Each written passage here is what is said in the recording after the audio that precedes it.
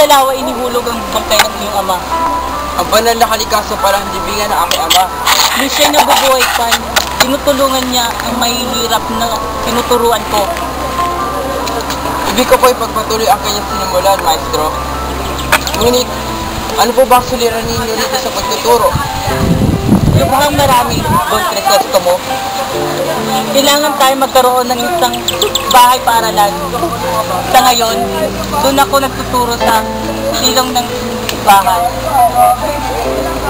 Madalas magtungo ang kura sa akin at ako'y nilalain sa harap ng aking mga tinuturuan.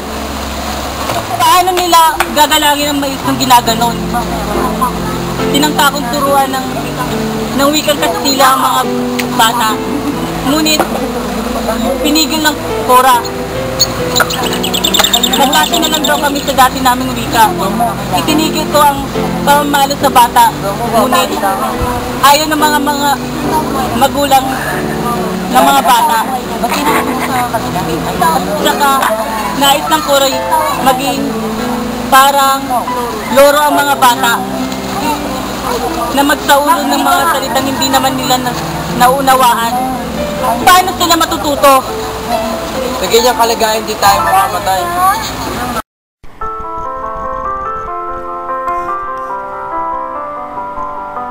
Di pa ba nagsisimula ang kurong, Don Filipo? Wala pa ang Gobernador Silio. Ipinatawag siya ng kura. At dumarating na siya. Mabuti, makapagsisimula na rin tayo.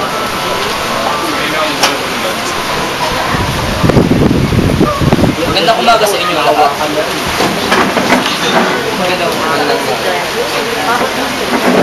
Mga Ginoo, pinatawag ko ang pulong na ito upang mapag-usapan natin ang nalalapit na pista ng bayan. Bawat isa ay maaaring makapagpahayag ng kanyang puro-puro. Mayroon tayong tutulong sa lapi na 3,500 piso. Sa halagang ito ay may narosat na pista ng bawang linggo. Minumungkay ko magtayo sa plaza na isang dula-dulanan ng kahalagang 200 piso. Minumungkay ko pa rin na sunduin ang kamay sa mundo upang magpalabas ang 7 gabing sunod-sunod at magkaroon ng 4 na hermano ngayon. Tutol ako. Ano ang makukuha natin sa 1,000 komedya? Ano ang gagawin natin sa 4 na hermano ngayon? Upang wag nang magtagaan ng pulong ito, isasabihin ko na ang ating gagawin. Magkakaroon ng 6 na posisyon, 3 dakilang misa, 3 sermon, at magpapalabas ang komedya ng mundo gabi-gabi. Yan ang ibig ng kura. Ang pura rin lamang pala ang masusunod. Ay bakit pa tayo nagtulong, Gobernador Silio? Upang may pabatid ng kura ang kanyang gusto. Tapos na ang pagpupulong, makakauwi na kayo.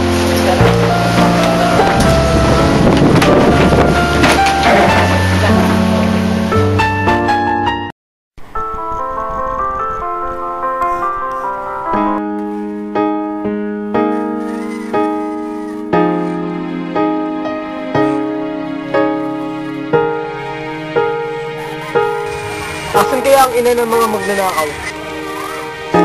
Mga Gwardiya Sibil!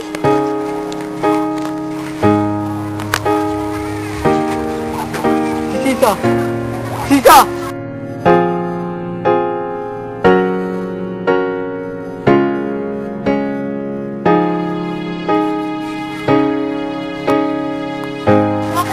Nasaan ang mga anak mo magnanakaw?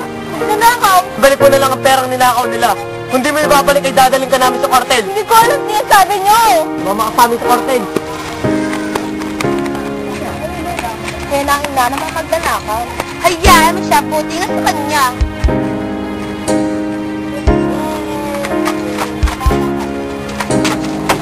Sino ang babae niyan? Si Sisa, ang ina ng mga magnanakaw. Gawa-gawa lamang yun ang galit ng kura. Palayain siya!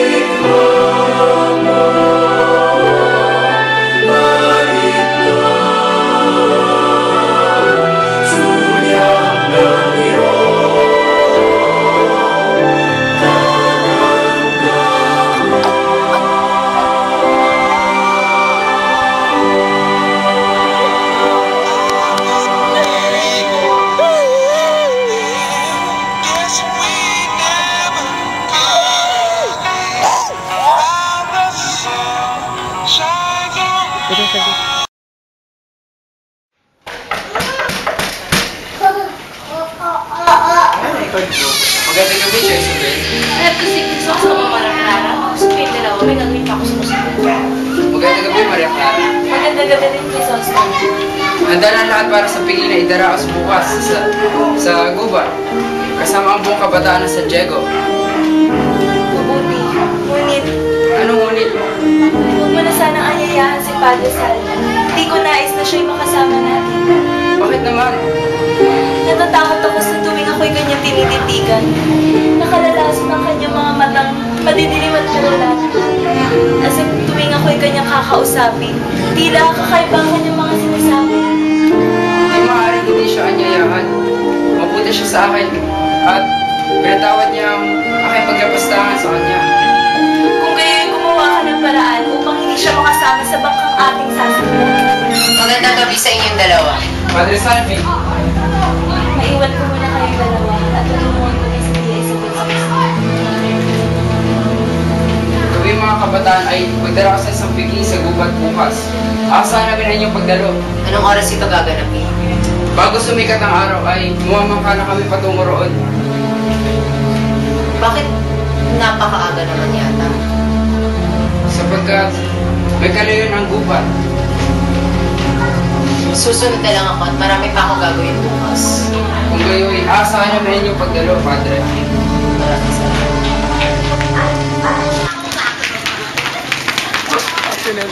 Heto na siya. Ay, Jesus na mo Ibarra, magkakaroon makausap. Sino ka? Hindi nyo kilala. Ngunit dalawang gabi na ako naghihintay para makausap kayo. Bakit? Dahil kailangan ko po ang tulong nyo. Sa paano paraan? Walang maawa sa akin. Isa raw akong tulisan. Ang aking dalawang anak ay nawawala at ang aking asawa ay nababaw. Ano kayo nang nais mo sa akin? Hingi ng inyong tulong at habag para sa aking asawa at anak. Asahan mong gagawin ko iyon. Halina't isalaysay mo sa akin ang buong pangyayari habang tayo naglalakad.